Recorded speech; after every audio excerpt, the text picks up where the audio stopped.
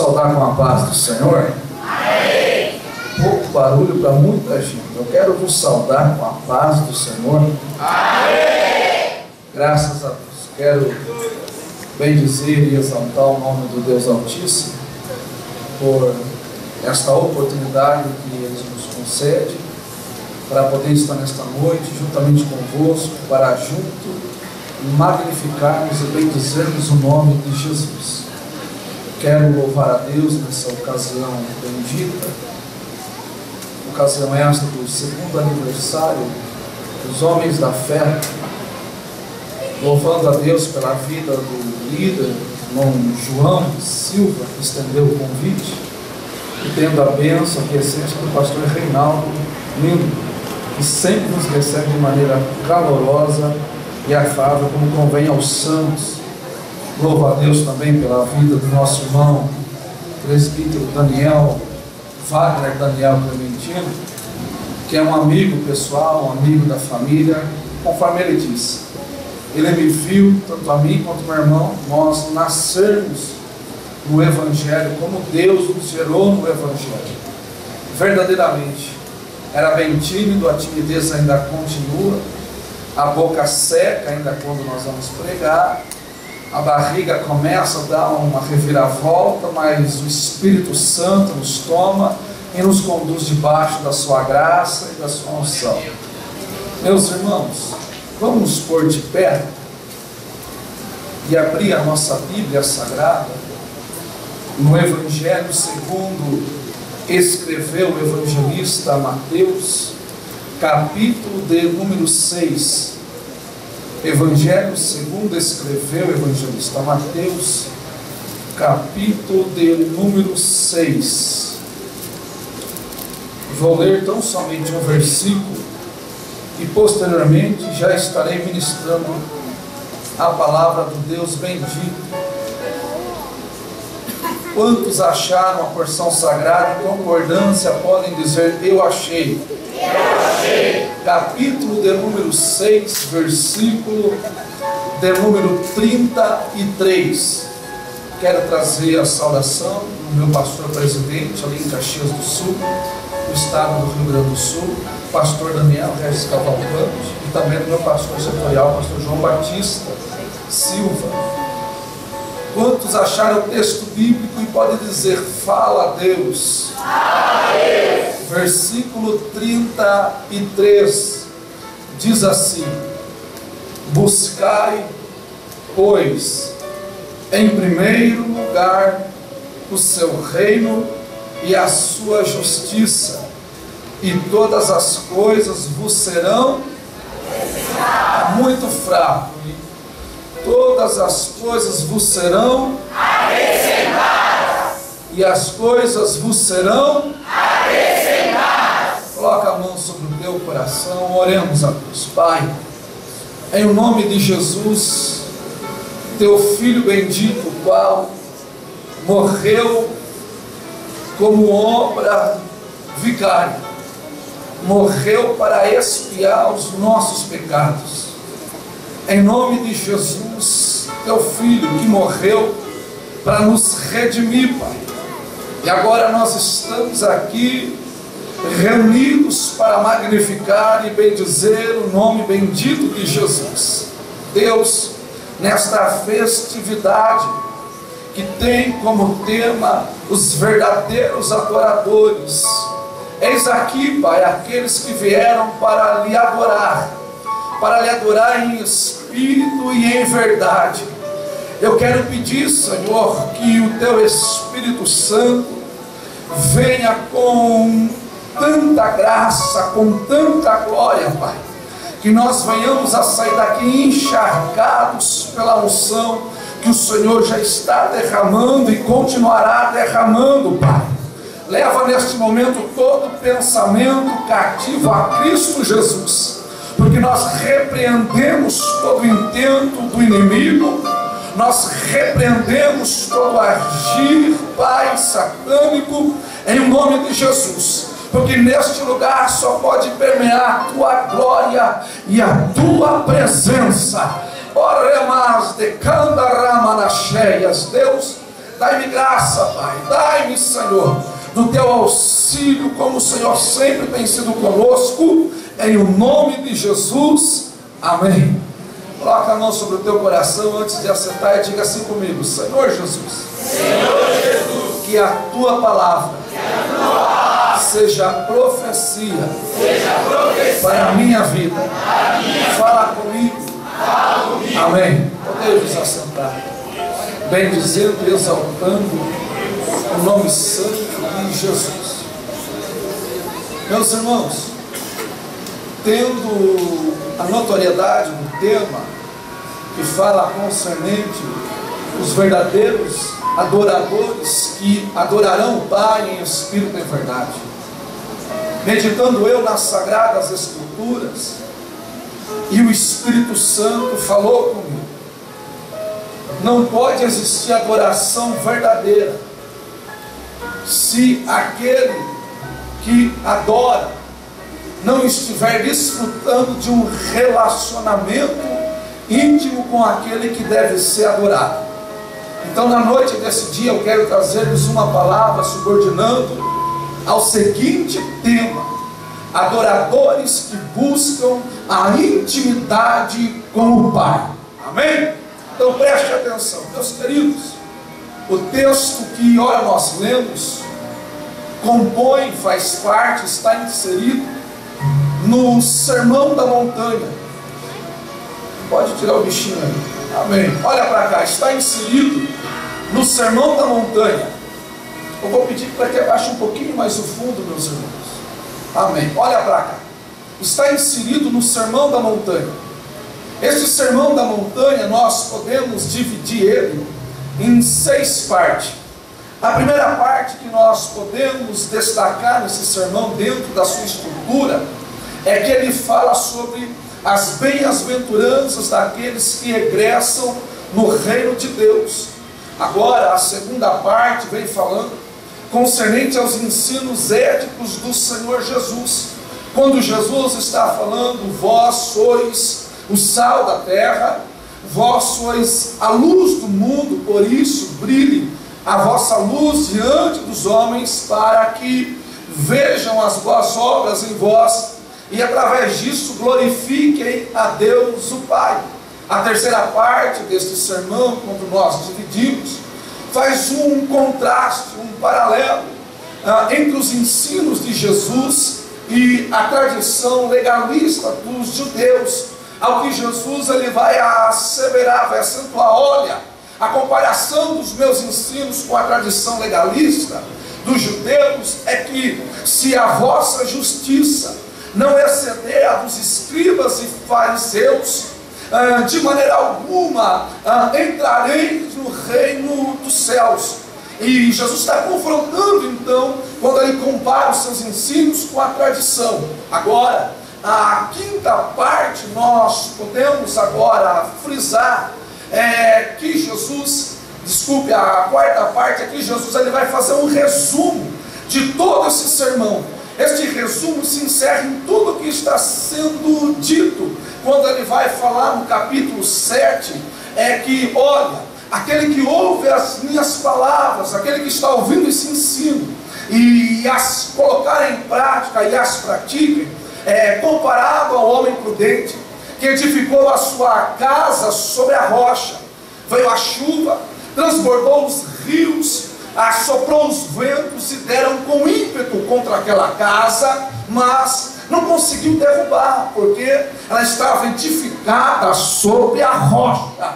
Mas aquele que ouve os meus ensinos e não os pratica, é comparado ao homem imprudente que edificou a sua casa sobre a areia. E mesmo assim veio a chuva, transbordou o rio, o vento veio forte, bateu com ímpeto contra aquela casa, e aquela casa veio à ruína, e grande foi a sua ruína. Então Jesus, ele faz esse resumo de todo o sermão do monte. Agora, a quinta parte, que eu admiro, que eu glorifico a Deus, é que nessa quinta parte, Jesus então, ele quer dizer, olha, vocês que estão me ouvindo, eu não quero que vocês façam dos meus ensinos, deste sermão, simplesmente uma bela mensagem para ser aplaudida. Não, eu quero que vocês peguem esse sermão, estes ensinos, estes princípios, fazem dele um modelo, uma regra para a vida de vocês. Porque é muito fácil nós ouvirmos um belo sermão e aplaudir ou acionar, bem dizer, é muito fácil nós entoarmos belos hinos, também aplaudir, e nem prestar atenção na melodia que está sendo entoada. É muito belo então pregar belas mensagens, mexer com a sua alma, mas só que não provoca um constrangimento em você, a tal ponto de fazer deste ensino uma regra, um modelo de vida. Jesus não quer que as suas palavras, que os seus ensinos sejam aplaudidos, não. Não precisa nem aplaudir, mas se você praticar, você vai ser comparado ao homem que edificou a casa sobre a rocha. Pode vir a chuva, transbordar o rio, o vento bater com ímpeto contra você, mas você está firmado na rocha e você não cai. Aleluia. Agora a sexta parte vem encerrando com promessa, graça e paz a todos aqueles que obedecem. Então, nós observamos que este texto que nós lemos, dentro do contexto do Sermão do Monte, que a base desta orientação não é provisão como nós pensamos, não é provisão como nós costumeiramente falamos, não. A base desta orientação que Jesus está falando através dos seus ensinos é relacionamento, é comunhão, é a busca da intimidade com Deus. É como se Jesus estivesse falando, olha, se vocês começarem a buscar intimidade com Deus, a se relacionarem com Ele, a tal ponto que vocês não vão se preocupar com nada. Eu disse que se você buscar um relacionamento, a viver em intimidade com Deus, você não vai ter que estar ansioso por nada. Por quê? O vosso Pai Celestial, que já está desfrutando dessa comunhão, Ele sabe do que você precisa. Você não precisa nem abrir a sua boca, porque Ele já vai providenciar tudo. Então, observamos o confronto que Jesus está fazendo através do seu ensino para convidar todos os seus discípulos, seus ouvintes, para viver em comunhão e intimidade. Aliás, a própria Bíblia, ela é um livro de comunhão, é um livro de relacionamento.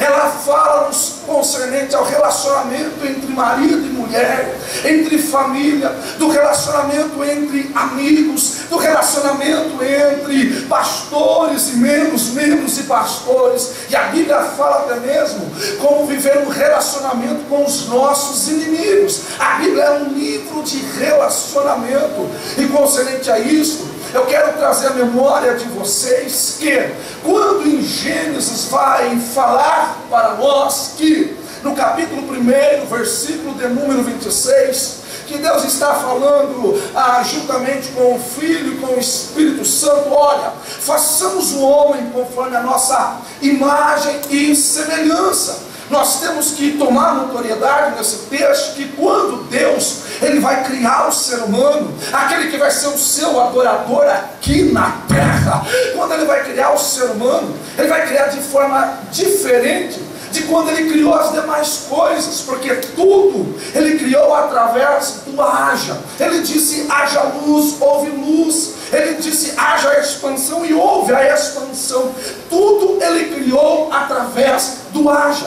Mas quando Ele foi criar o ser humano, quando Ele foi criar o homem, diz o texto sagrado que Deus está falando: olha, façamos, vamos nós tomarmos a ação de criar o homem. Não vai ser através da palavra, mas vai ser através do tato, do contato. Ou seja, Deus iria tocar naquilo que Ele iria criar.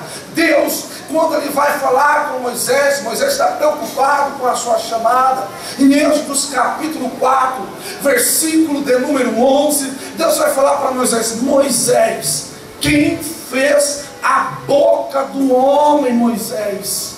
Não fui eu, o Senhor, Moisés. E o que vale ressaltar é que em Êxodo 4:11, no contexto original, quando você vai fazer a exegese bíblica, quando Deus está falando Moisés, quem fez, ali no original Deus está dizendo: Moisés, eu desenhei, eu arquitetei, eu fiz a forma da boca, do braço, e assim eu construí a partir daquilo que eu já desenhei, Moisés. Aí então diz a Bíblia Sagrada que Deus Ele vai pegar o pó da terra, porque Deus Ele quer se aproximar, Ele quer ter contato, Ele quer se relacionar.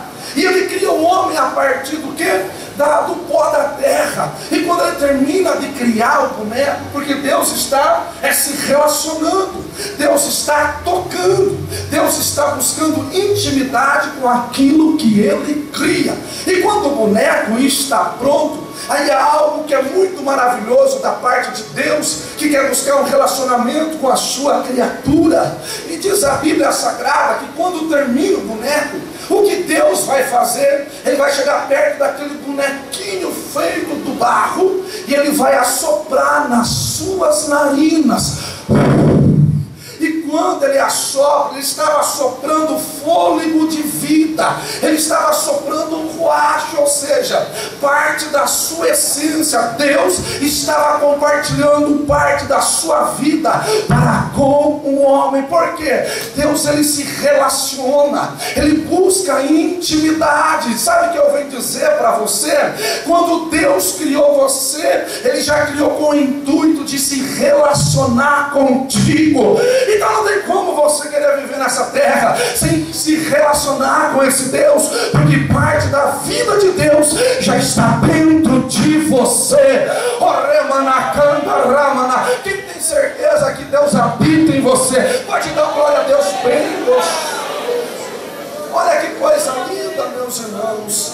E o Jesus está nos ensinando no sermão profético, a tal ponto que Ele quer quebrar esse paradoxo de distanciamento entre o homem e Deus, que a própria tradição judaica criou. Haja vista que quando for para ser escrito o nome de Deus nos pergaminhos, nos rolos, o escriba ele tinha que usar uma veste especial, tinha que usar uma pena especial, um tintureiro especial só para escrever o nome de Deus, para não concorrer ao risco de blasfemar.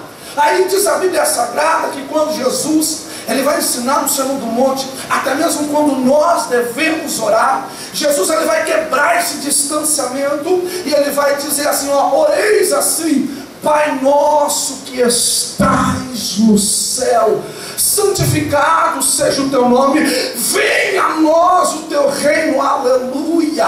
Jesus está usando o Abba, a forma de intimidade. Ou seja, Jesus quebra de tal forma o distanciamento que os discípulos, depois que terminam de ouvir Jesus ensinar concernente à oração, eles vão falar: Jesus, Senhor, nos ensina a orar assim. Sabe por quê?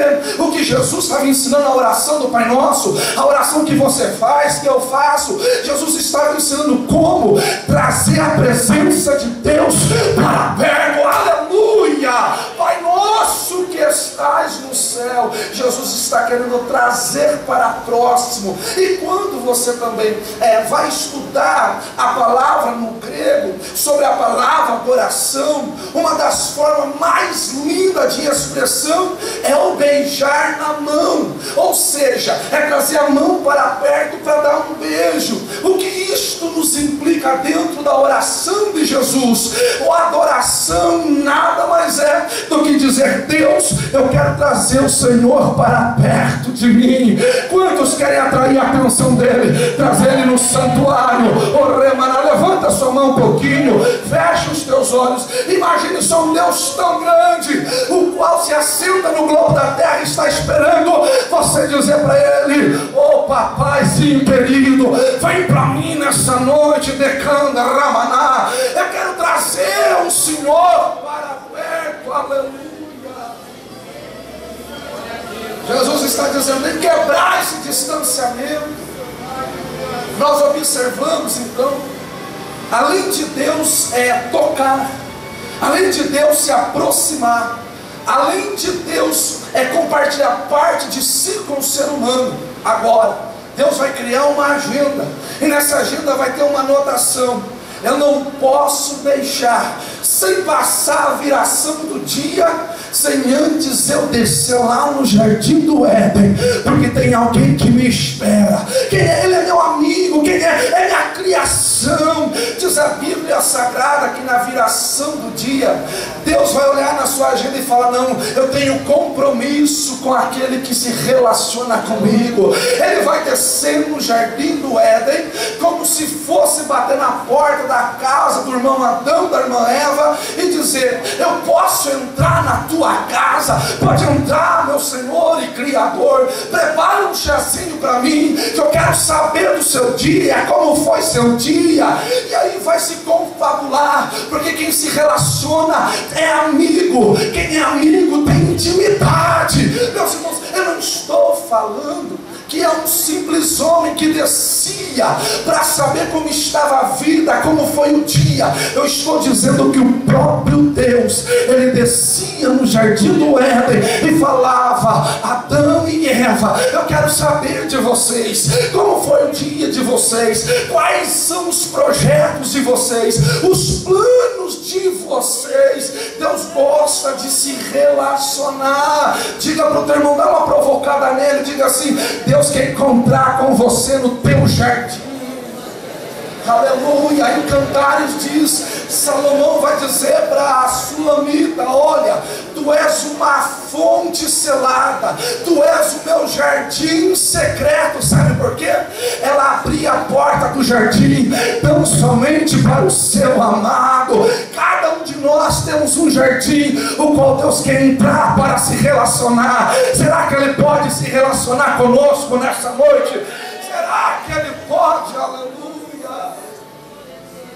Mas tem um detalhe: quando Adão e Eva pecam, a intimidade é quebrada, o relacionamento é quebrado.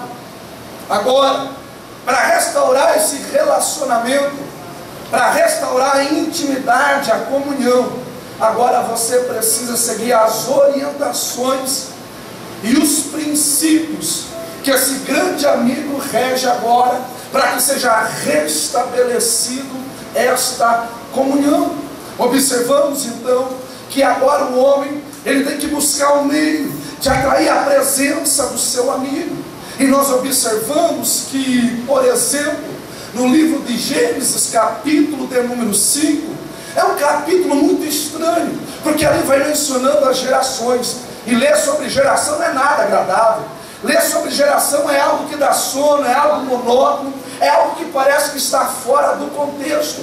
E quando tu abres a tua Bíblia no Gênesis capítulo 5, e vai falando lá que tal gerou a tal, outro gerou a outro, ciclano gerou a ciclano, chega a tal ponto de dizer que um gerou a Matusalém, este que viveu 969 anos na terra. Quantos anos, igreja? 969 anos na terra. Mas o engraçado é que a Bíblia não faz menção que Matusalém, ele foi tomado para Deus.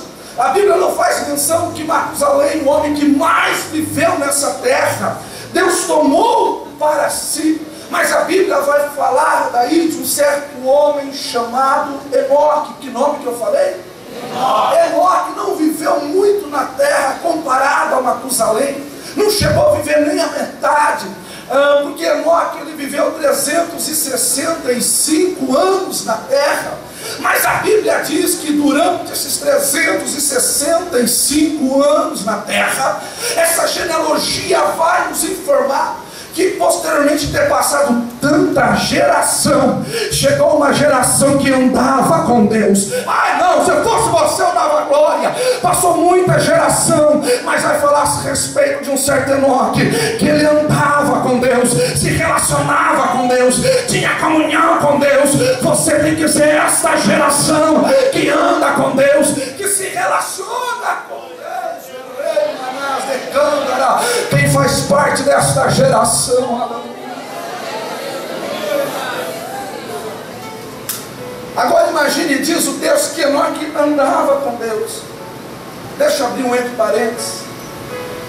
Ter vivido 969 anos na terra e não ter sequer nenhuma minúcia de detalhe de uma vida com um relacionamento com Deus, é como se fosse uma vida vaga. John Wesley ele vai citar que se o ser humano passar um dia sem sequer fazer a leitura de um versículo bíblico, é como se aquele dia não tivesse valido a pena viver. Viveu muito tempo, mas não criou-se nenhuma história. Você não pode passar esta terra vivendo a tua vida sem ser marcado pela presença de Deus. Quem olhar para você tem que dizer: olha, viveu muito, mas ele viveu com Deus. Olha, viveu pouco, mas ele viveu com Deus. E Enoque andava com Deus. Enoque comungava com Deus, tinha intimidade com Deus.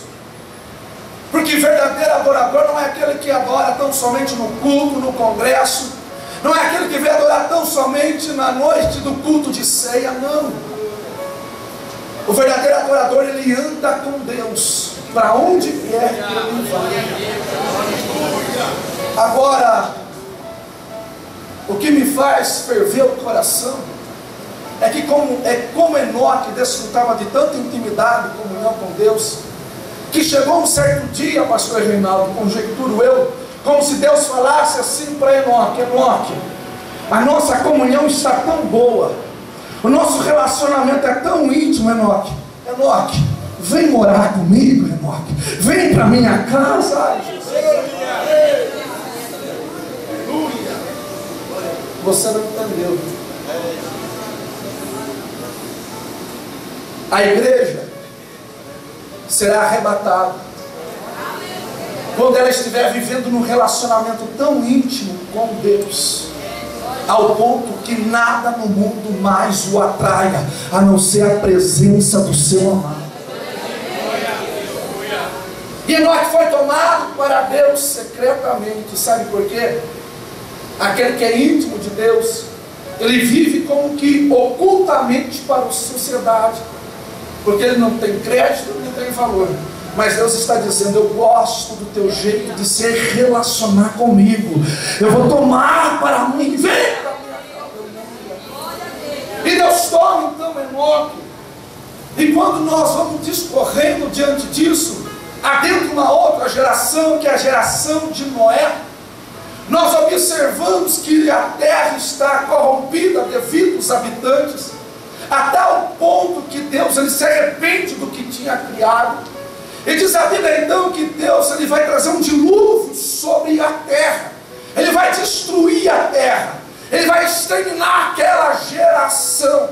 Aí diz a Bíblia então que antes de Deus fazer isso, Ele sabe que tem alguém que no meio de uma sociedade corrupta, em meio a uma geração que já está cheirando mal nas suas narinas, Deus ele vai lembrar: ei, peraí, tem um homem ali chamado Noé, que ele anda comigo, ele é íntimo meu, se relaciona comigo, e Deus ele vai falar com Noé, sabe por quê?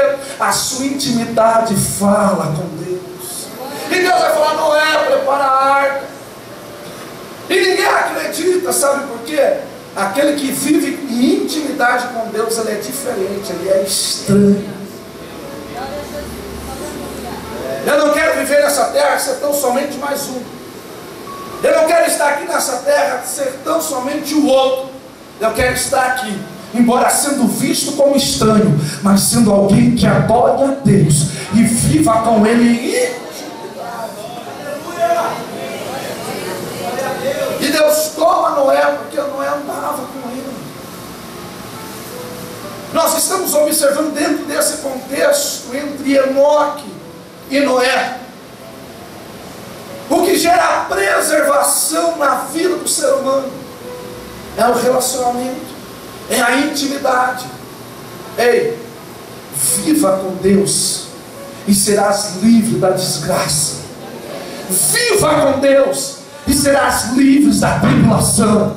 Viva com Deus e serás livre de todo o mal que ocorrerá sobre a terra, porque certamente virá Arpades, o Deus vai te tomar de um lugar para pôr juntamente. Diga para o teu irmão: Deus, e serás livres da desgraça. Aí vamos andando dentro do contexto bíblico, e nós vamos observando agora que Deus ele vai falar para nós a respeito de um certo homem chamado Abraão.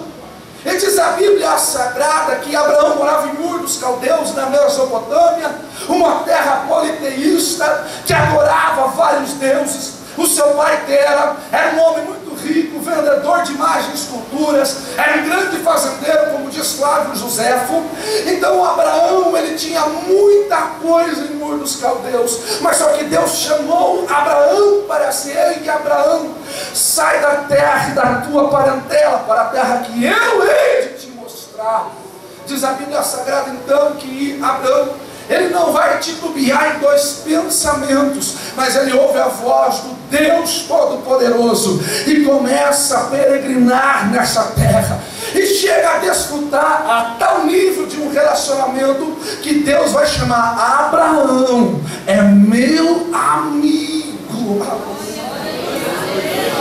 Abraão é meu amigo.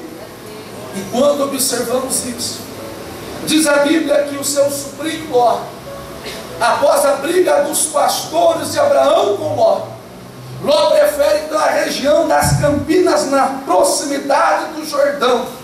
E diz o texto sagrado que Ló está habitando em Sodoma, mas só que o pecado de Sodoma novamente vem subindo as narinas de Deus. O pecado fede na narina de Deus, e Deus ele vai destruir, Deus ele vai consumir a cidade de Sodoma e Gomorra a fogo.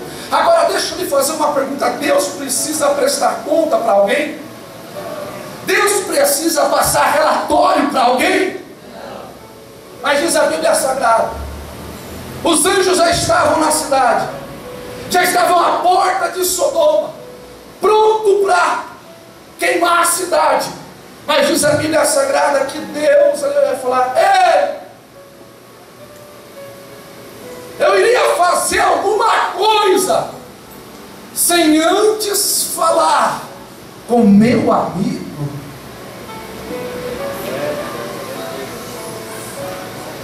Meus irmãos, quando você lê a Bíblia no livro de Jó 37, 38, 39 até o 40, os capítulos que fazem menção da grandeza de Deus, que Jó no capítulo 38 ele vai fazer menção que Deus chama os raros relâmpagos e ele vem.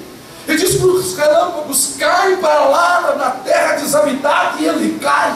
E você sabe quantos relâmpagos caem aproximadamente por dia? Aproximadamente 100 relâmpagos. Deixa eu fazer uma pergunta: algum relâmpago caiu na tua casa hoje? Nenhum caiu, sabe por quê? Porque Deus chama os relâmpagos e eles vêm e fala: cai para lá, e ele cai. É porque Deus está protegendo a tua casa, a tua família. Deus está protegendo você. Olha a grandeza de Deus, meus irmãos. E diz que esse Deus tão grande, Ele não vai queimar, destruir a cidade sem eles falar: ei, peraí, ocultaria eu alguma coisa a Abraão? E deixa eu lhe fazer outra pergunta: Abraão, ele pediu que Deus prestasse conta a ele? Não, Abraão não pediu nada, mas aquilo que eu vos disse, a intimidade, o relacionamento fala com Deus. Deus falou: não vou fazer nada sem antes comunicar a Abraão, meu amigo. Diz o texto em João que o servo na verdade não sabe nada concernente às coisas do seu Senhor, porque ele é servo. Mas diz ali no mesmo capítulo: mas o amigo sim, ele sabe, porque ele compartilha. Aleluia. Se você é amigo de Deus, se prepara. Deus tem coisas para falar com você que não vai falar com o ímpio. Deus tem coisa para confabular com você que ele não vai falar com ninguém. Ele quer falar: João, meu amigo, deixa eu lhe dizer uma coisa. E aí ninguém entende, mas ele está andando estranho, ele está começando a ter um jeito estranho. É porque aquele que se aproxima de Deus é como aquela sarça que estava no Monte Sinai, Moisés apacentando as ovelhas do teu sogro Jetro, e quando de repente ele observa uma sarça, um arbusto que estava queimando, mas ao mesmo ponto ele não se consumia. Qual foi a fala de Moisés? Isto é estranho, a sarça queimar, mas ela não se desfizer nesse fogo. Aí Moisés, ele vai se aproximar, e quando ele vai se aproximar, Deus vai falar com Moisés: Moisés, para aí, porque aqui tem doutrina, Moisés. Para aí, Moisés, porque aqui tem princípio. Quer se aproximar, Moisés? Tira a sandália dos seus pés.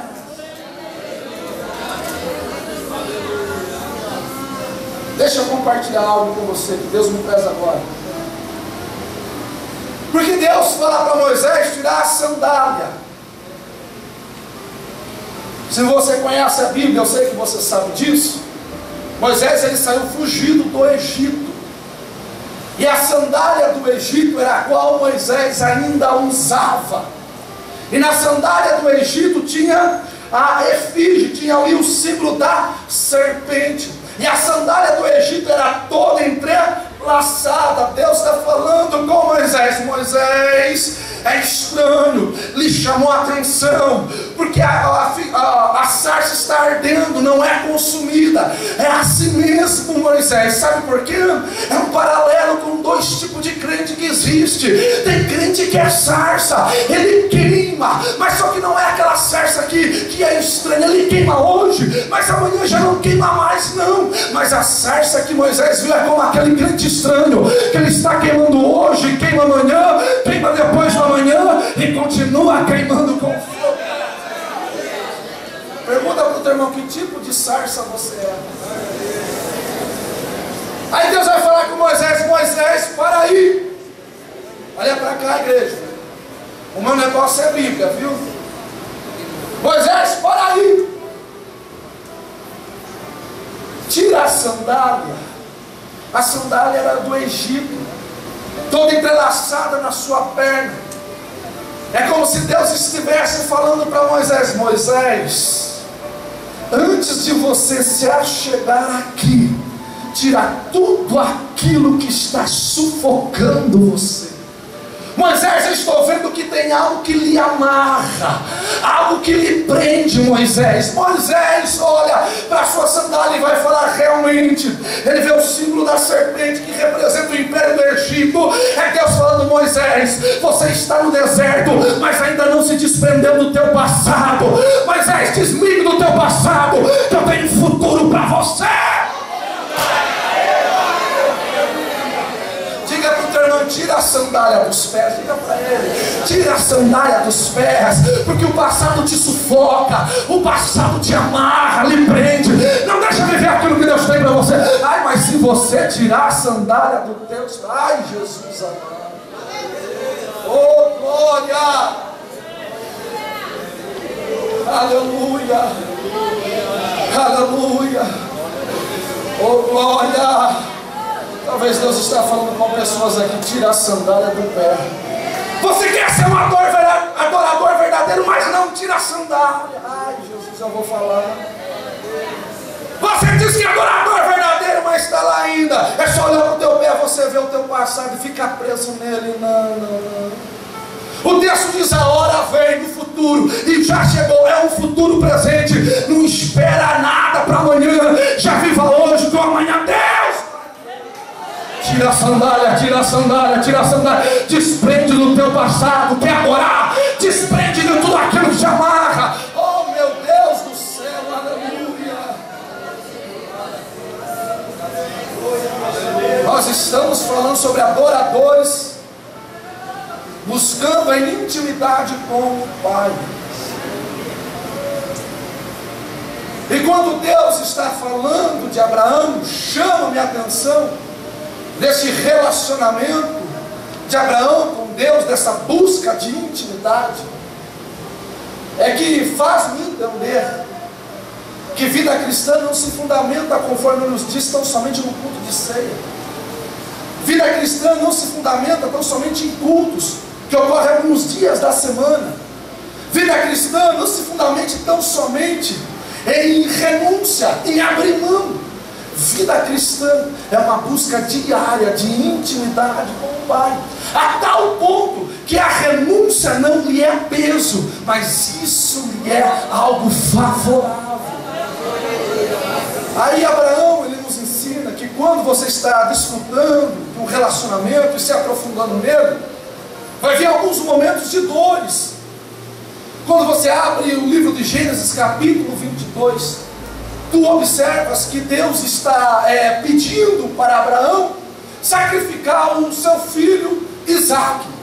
Abraão, então, talvez com dor na alma, angústia no teu coração, ele não fica pensando duas vezes. Ele vai pegar o seu filho, vai preparar 5 jumentos e vai também levar os seus servos e chega até Horebe.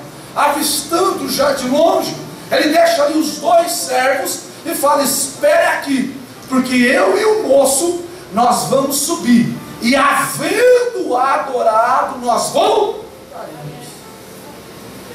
Este havendo, dentro do texto hebraico, está ligado ao tempo de existência. Ou seja, o que Abraão está dizendo: olha, no meu coração, na minha alma, não existe razão para adorar. Não existiria mesmo. No meu coração, na minha alma, não tem motivo para adorar. Não existe nada aqui ainda. Porque isso está doendo. Mas Abraão é obediente. Aliás, Abraão é amigo de Deus. E diz o texto que Abraão está dizendo: ainda não há, mas quando eu chegar lá em cima de Horebe, eu vou fazer nascer uma adoração. Você não entendeu? Adoração, meus irmãos, não nasce quando tudo está bem com sua mente. Adoração não nasce quando tudo está favorável. Adoração não nasce quando a tua conta no banco está boa. Adoração não nasce quando tudo está bem para você. Adoração verdadeira, ela nasce nos piores momentos da sua vida. Você vem como um adorador e diz: ainda não há motivo. Eu cheguei quebrado nesse culto, eu cheguei com muitos problemas, mas você vai dizer: ainda não existe, mas eu vou fazer nascer uma adoração.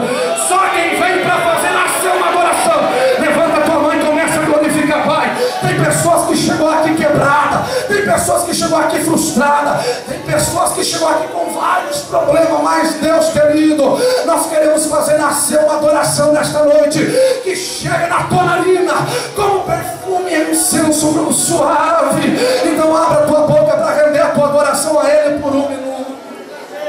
O verdadeiro adorador, ele adora mesmo não ter motivo.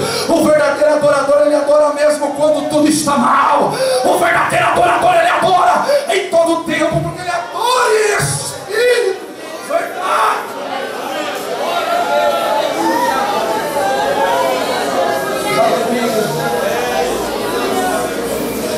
Não há motivo, mas eu vou fazer nascer uma adoração.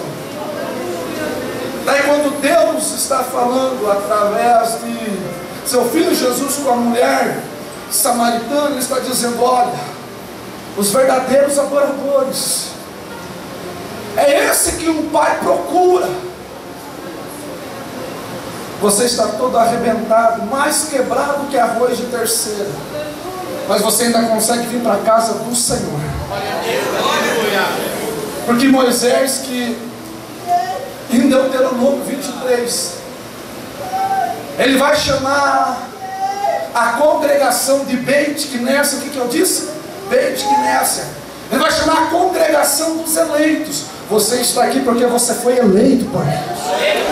Mas só que Davi, ele vai evoluir o termo no hebraico, e quando chega nos Salmos de número 22, ele já passa do termo de Beit Knesset para chamar de casa de adoração.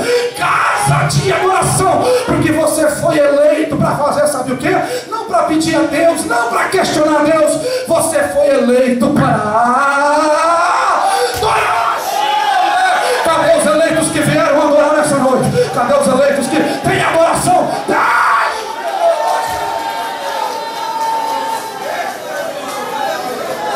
Diga para o teu irmão, para a tua irmã: você foi eleita para adorar. Então tira esse cadeado da boca, começa a glorificar, a exaltar. Ai, mas eu estou machucado. Está machucadinho, abre a boca e adore. Ai, mas eu estou frustrado, está frustrado. Adore, que hoje tem cura, tem bálsamo, tem renovo.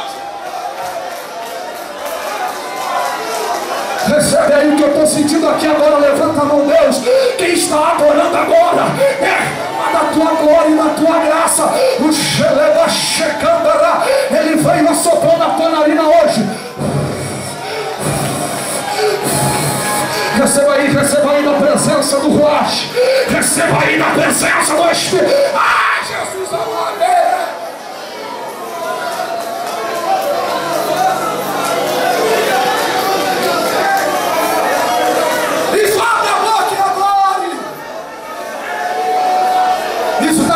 Está gostoso.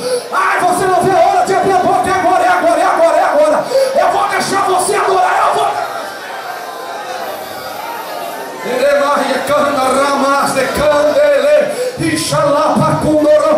Hoje tem adoradores levantando de Horebe.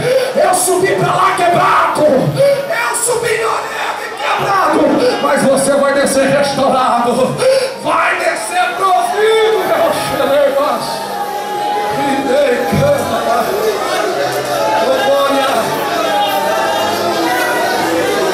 Viu, pastor Leonel? Assim diz o Senhor: no momento que você subiu quebrado, foi nesse momento que eu vi a sinceridade da sua alma. Por causa disso que hoje eu derramo sobre ti a minha provisão. Shalom Eleshim. Provisão, paz e prosperidade seja sobre vós. Quem recebe,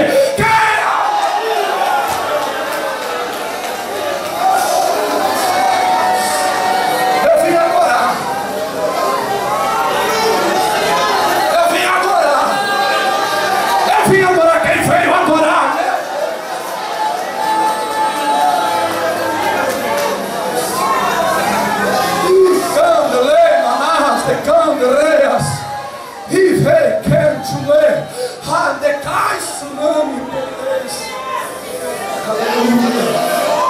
Tem gente que não está entendendo nada. Pastor Reinaldo, tem gente que não está entendendo nada. Sabe por quê? Que agora você está sendo aquela sarça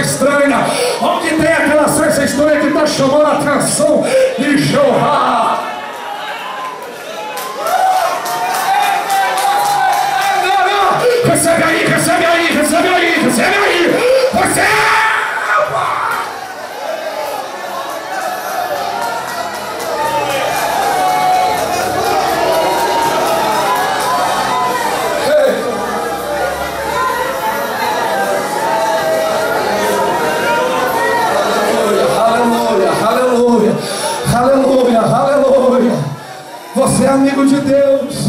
E mesmo assim subiu quebradinho em Horebe, subiu frustrado, sem saber, sem entender. Mas naquele momento, quando tu achavas que ia,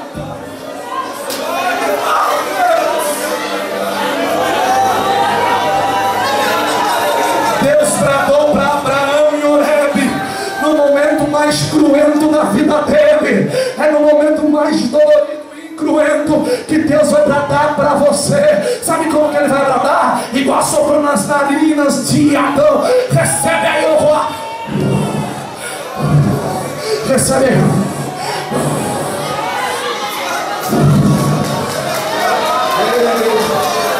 Desculpe, meus irmãos, eu não saí do Rio Grande do Sul para trazer neve. Eu vim aqui trazer fogo. Eu vim aqui trazer fogo. Eu vim aqui trazer fogo.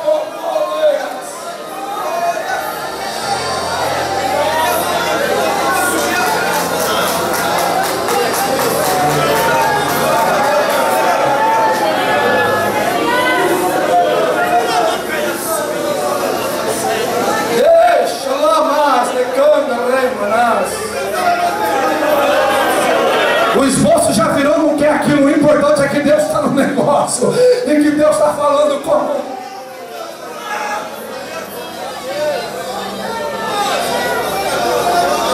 Qual que é o nome da tua esposa, Leonel? Sônia, sofreu, né? Teve o teu Horebe, mas só que Deus restaura, Senhor.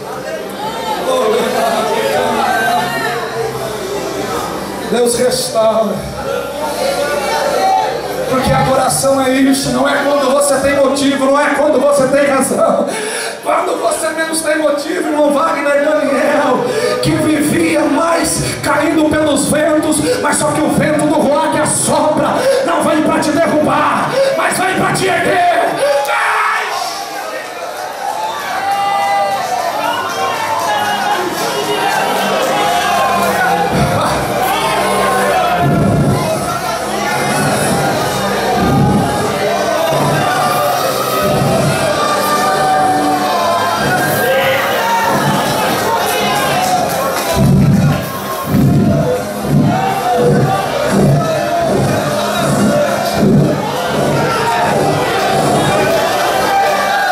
Receba aí, receba aí, receba aí, receba aí. Fecha o teu olho para adorar. Se fica com os olhos regalados, não vai receber nada. Ai, xerebaste de candre.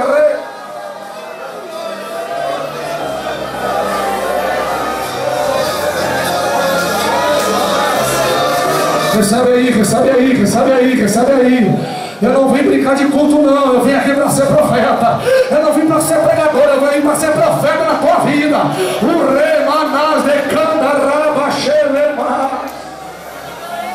Ixi, Candaraba Manás de Candaraba.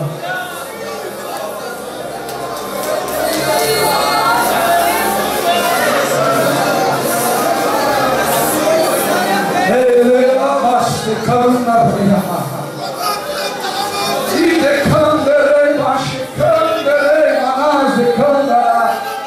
Já cansou a tua adoração? É só isso que você consegue adorar? É só quando tem o pregador falando, puxa a glória. Não, eu quero ver você adorar.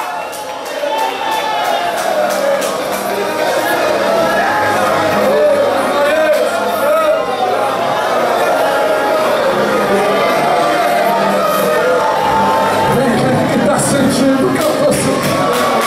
Ai, Jesus!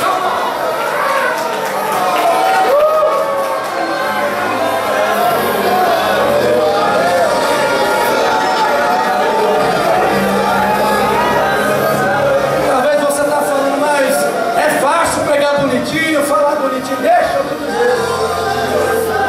O ano de 2011 foi o ano que nasceu a minha quinta filha, a Emanuela. Ela nasce com 2 buracos no coração. A incerteza se ela ia estar viva ou não. Eu entendi naquele momento que Deus estava falando: Leandro, é momento de você subir para o Horebe.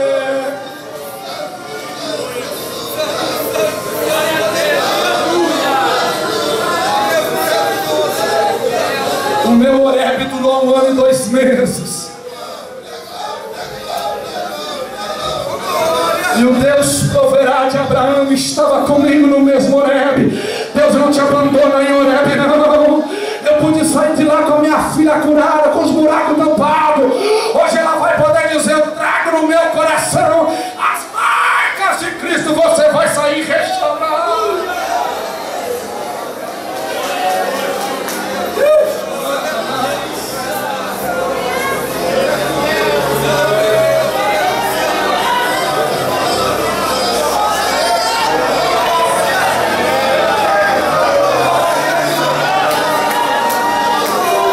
Isso, pode adorar, pode envolver na adoração. É porque você está fazendo nascer uma adoração. É que você está gerando uma adoração. Você está gerando adoração verdadeira. Não é uma adoração falsa, movido com movimento, movido com vai para lá, vai para cá, não. Essa adoração está saindo da sua alma, está saindo do mar.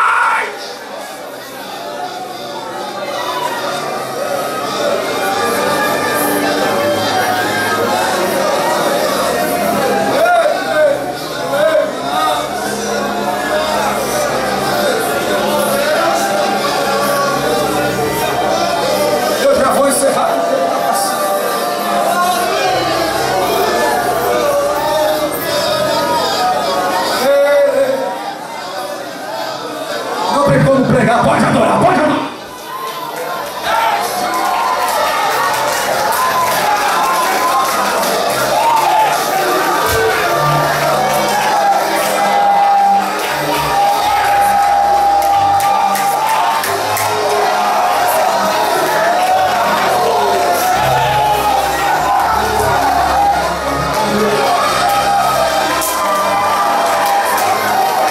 Recebe aí, pode ficar de pé, igreja. Eu vou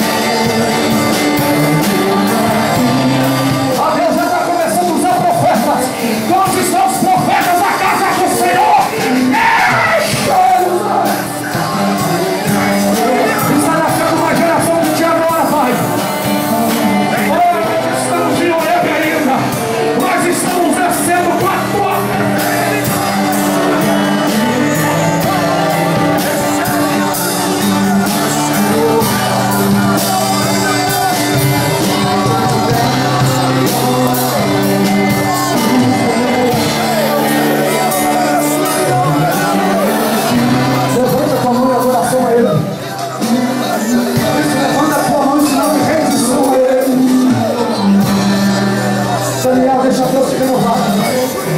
Deixa Deus te renovar.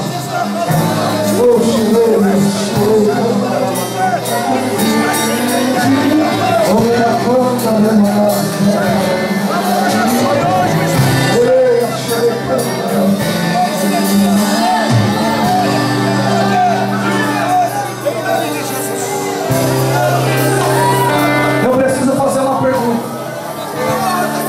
Tem alguém que nos visita aqui nesta noite e não é evangélico? Levanta sua mão para eu te conhecer. Tem uma senhora lá, a dona Helena. Tem mais alguém que nos visita aqui que não é evangélico? Levanta a tua mão. Eis ali um jovem. Meus jovens, eu vou pedir para vocês abrirem um corredor aqui. Pode ser, por vontade. Não tenta não. Isso. Deem as mãos uns para com os outros. Isso, deem a mão. Vocês estão dentro do corredor. Tem alguém que está no nosso meio, está desviado dos caminhos do Senhor? Levanta a tua mão para ele conhecer. Deixa eu fazer uma pergunta para você que não é evangélico, ou talvez está desviado. Eu quero perguntar para você na noite deste dia, se você, após ouvir esta palavra, entendendo que Deus está lhe chamando para intimidade, porque Deus quer cuidar de você.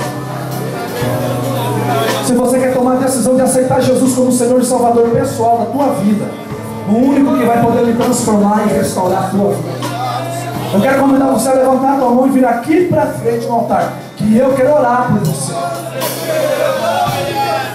Onde está a primeira vida que quer se entregar para Jesus? Igreja, eis aqui um jovem vindo para Jesus. Você está glorificando.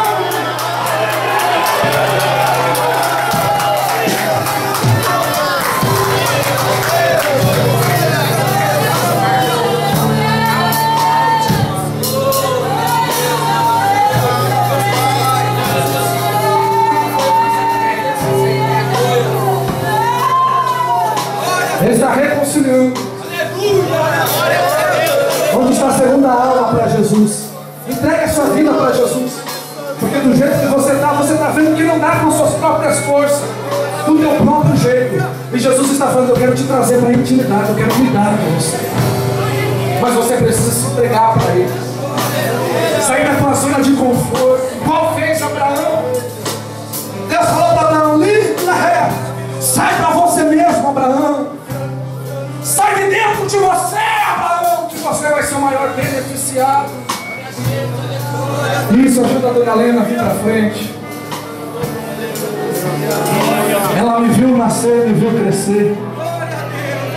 É um presente. Tem mais alguém para Jesus nessa noite?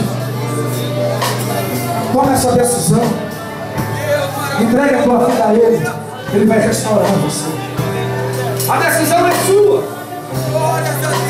Eu já vou orar porque já são quase 9h30. É a última apelo que eu faço. Tem mais alguém para Jesus nessa noite? Levanta a tua mão, vem aqui para frente.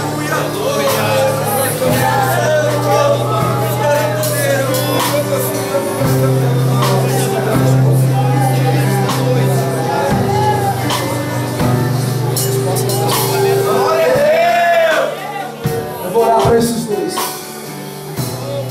Senhor Deus, estenda a mão em mim. Contempla essas duas almas que estão entregando a vida delas para o Senhor cuidar. Que o Senhor venha reescrevendo o nome dele no livro da vida e escrevendo o nome dela no livro.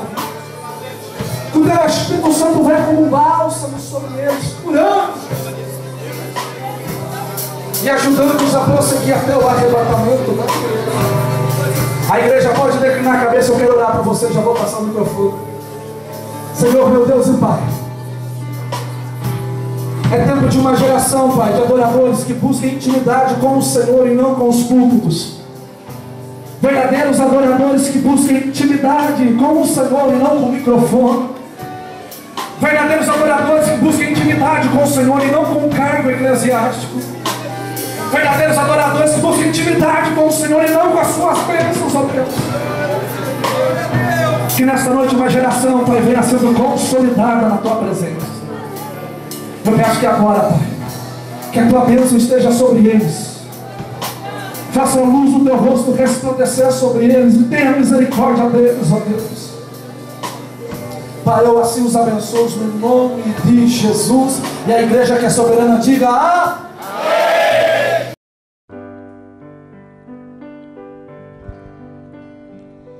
Ave